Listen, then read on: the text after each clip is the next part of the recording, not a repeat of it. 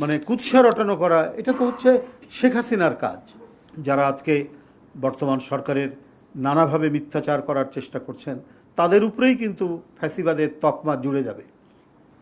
এখন আমরা যে সমাজে বসবাস করছি, কমপক্ষে এটুক তো যে নির্ভয়ে কথা বলা যায়, এবং কথা বললে পরে যে কেউ গুম হবে না, এই নিশ্চয়তা দেওয়া যায়। অবলীলায় কি পার্লামেন্টের ভিতরে বাইরে টকশোতে নির্বিঘ্নে সবাই কথা বলছে। মানুষের প্রাণ ভরে কথা বলা, সত্য উচ্চারণ করা যে পরিবেশ, সেটি তো গণতন্ত্রের প্রধান শর্ত। সেই অঙ্গীকার পূরণে জনাব তারেক রহমান নিরন্তরভাবে কাজ করে গেছেন। এখনও প্রতিনিয়ত তার বিরুদ্ধে বিষোদ্গার করা হচ্ছে। বিএনপির যে সরকার, বিএনপির যে জোট সরকার, সেই সরকারের বিরুদ্ধেও বিষোদ্গার করা হচ্ছে। বিরোধী রাজনীতির পক্ষ থেকে বলেছে এক ফ্যাসিবাদ বিদায় নিয়েছে, আরেক ফ্যাসিবাদ কায়েম হয় কিনা সেটা দেখতে হবে। ফ্যাসিবাদ কায়েমের ইতিহাস তো বিএনপির নেই, বরং ফ্যাসিবাদ থেকে উত্তরণের গৌরবোজ্জ্বল ইতিহাস বিএনপির। 15ই আগস্টের আপনারা জানেন যে পরিবেশ তৈরি হয়েছিল এই দেশে 1975 সালে, যে ষড়যন্ত্র, চক্রান্ত, রক্তাক্ত অধ্যায়, সেইখান থেকে 7ই নভেম্বর সিপাহী জনতার বিপ্লবের মধ্যে দিয়ে গণতন্ত্র উত্তরণের এবং চক্রান্তকে প্রতিহত করার মধ্যে দিয়ে এবং স্বাধীনতা সার্বভৌমত্বকে শক্তিশালী করার মধ্যে দিয়ে স্বাধীন রাষ্ট্রপতি জিয়াউর রহমান যে ইমারত তৈরি করেছিলেন গণতন্ত্রের, সেই ইমারতেই উপর ভিত্তি করেই বিএনপি তার রাজনৈতিক আদর্শ এবং রাজনৈতিক সংগ্রাম অব্যাহত রেখে সেই ইমারতকে ভাঙা হয়েছে বারবার, কখনো সামরিক আইন দিয়ে, কখনো নব্য বাকশালী প্রচেষ্টা দিয়ে, জোর করে 17 বছর ক্ষমতা থাকার মধ্যে দিয়ে এগুলো করা হয়েছে। কিন্তু কোনোটার সাথেই আপোষ করেনি বেগম খালেদা জিয়া বা তারেক রহমান, সেটা আপনারা সবাই জানেন।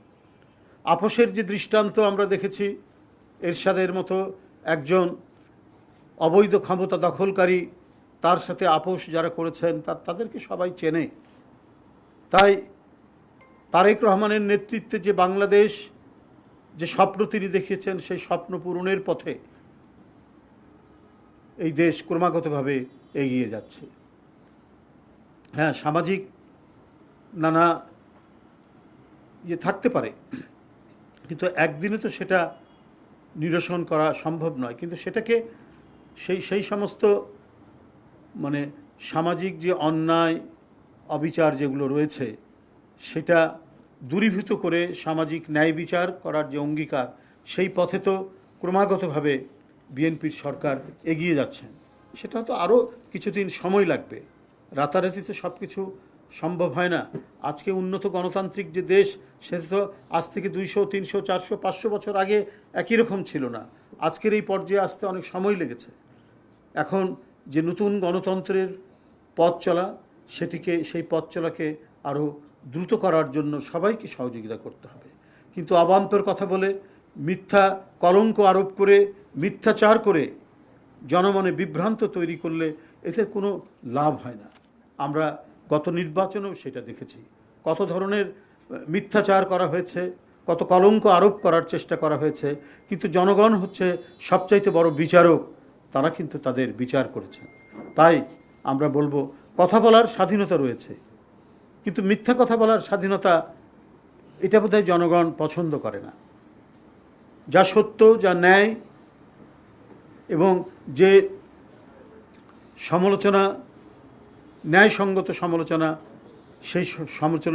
সেই সমালোচনা করার প্রত্যেকেরই অধিকার আছে, জন অধিকার আছে। কিন্তু মানে কুৎসা রটানো করা, এটা তো হচ্ছে শেখ হাসিনার কাজ। কুৎসা রটানো করা, এটা হচ্ছে ফ্যাসিবাদের কাজ। তো ফ্যাসিবাদের লক্ষণগুলোকে ধারণ করে যদি কেউ কাজ করেন, যারা আজকে বর্তমান সরকারের নানাভাবে মিথ্যাচার করার চেষ্টা করছেন, তাদের উপরেই কিন্তু ফ্যাসিবাদের তকমা জুড়ে যাবে।